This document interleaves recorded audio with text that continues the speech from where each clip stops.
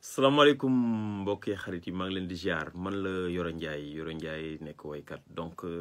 maa ngi leen di nuyu di leen masawu ci li nga xamante moom la ñu dund fan yi sama mbokk artistes yëpp pandémie bi nga xamante ni bi moo ñu tënk vraiment moo ñu teree def suñu ay activité normalement donc métti na mais maa ngi leen di wax bon courage vraiment donc ñëwoon rek apporter benn éclaircissement muy sama propre opinion nag ci mbir mi nga xamante ni bi moom moo fi xew yàlla dafa def ñun en tant que artiste dañu bokk muy instrumentiste yeeg waykat yeeg technicien yeeg ñi nga xamante ne bi ingénieur de son yi lumière ñoo bokk benn passion muy musique donc ay nit nag bu ñu bokkee dara je crois que dañu war a mun a ànd manko pour mun ko jëriñoo comme disait tout le temps mon ami Aladji Man donc depuis ñu octroyé ñu benn xaalis dafa am benn discorde bu xaw a commencé jóg ci maanaam ni ñuy séddalee xaalis boobu te je crois que xaalis bi lu mu bari dafay jeex te relation yi daf fiy des parce que ñun ñoo bokk teen ñoom ñooy loxosoo ay goj ñun ñoo ànd quoi donc mu amoon une partie boo xam dañ ko jagleeloon musiciens yi partie boobu nag moo commencé am ay quelques jafe-jafe ci séddale bi donc muy 1,5 milliard bi nga xamante ne bi moom lañ jox secteur musique 500,000 bi dem ci les non inscrits 1 milliard bi dem ci ñi nga xamante ne bi mooy ñi nekk SODAV ñu inscrire SODAV donc 500,000 bi moom mi ngi dem ci seeni borom ñi nga xamante ne mooy non inscrits ñi ngi lijjanti pour nuñ koy séddale léegi problème bi kay mooy 1 milliard bi nga xamante ne bi dañ ko jagleel les inscrits léegi nag maanaam bi ñu ko waree séddale dafa am ñoo xam ne dañoo d'accord ci ñu catégoriser ko am ñoo xam ne dañ ne bu ñu catégoriser affaire bi xaalis bi pour ñëpp bokk yam à part égale donc ma leen di xamal ne loolu bu ñu déggee ñoo xam ne dañuy ñaxtu ne bu ñu catégoriser mbir mi day mel ni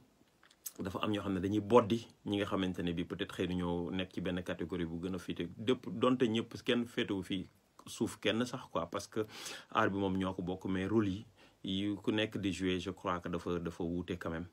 donc te loolu lu jar a xam la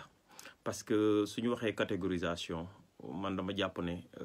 avantage la ci képp koo xamante ak bénéfice ci képp koo xamante ne bi yaa ngi nekk ci secteur bi di liggéey vraiment di liggéey maanaam régulièrement quoi je veux dire par exemple un artiste bi nekk ba Mbour wala Saint-Louis di jouer dans les hôtels tout le temps kooku dafa am catégorie kooku dañ ko war a cëral jox ko cër ba mu yellool yamul par exemple ak artiste bi nga xamante ne bii mun naa ne depuis 2 ans ngi ne jouewul wala mu ngi am beneen liggéey am salaire quelque part ailleurs xam nga donc mënuñ ko jël cëral ko muy yam ak par exemple un instrumentiste bu nga xamante ne bii par exemple moi je joue avec Ibou Mbaye avec Ousmane Ka ñooñu ils jouent au minimum 3 fois ils jouent avec Viviane ils jouent avec telle ou telle personne donc les instrumentistes yi nekk Sénégal yépp dañuy wër di jouer ci ak ci ay groupes yu bari ils sont actifs dañuy jouer un peu partout donc mu yamul ak koo xamante ne bi c'est un musicien de dimanche parfois mu ngi am na beneen liggéey mu ngi am salaire ailleurs wala koo xamante ne bi par exemple mën na toog presque 1 an du jouer donc nañu am raison garder quoi quand même xam nañ ne catégorie mënul ñàkk parce que même dans le transport boo xoolee li ñu jox Tata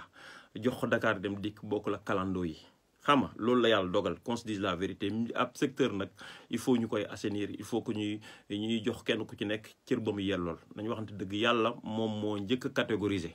xam nga yàlla moom moo jox ay dayo ay doomu aadama kenn ku ci nekk am rôle boo joué ci société bi je crois que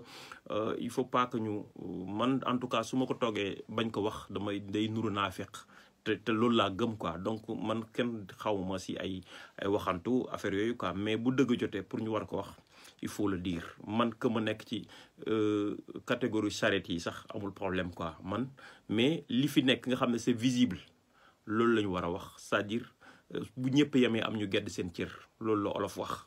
c'est-à-dire ñëpp dañoo yemul qu'on se dise la vérité que ñu bëgg ko ñu bañ ko donte nag ça n'enlève rien que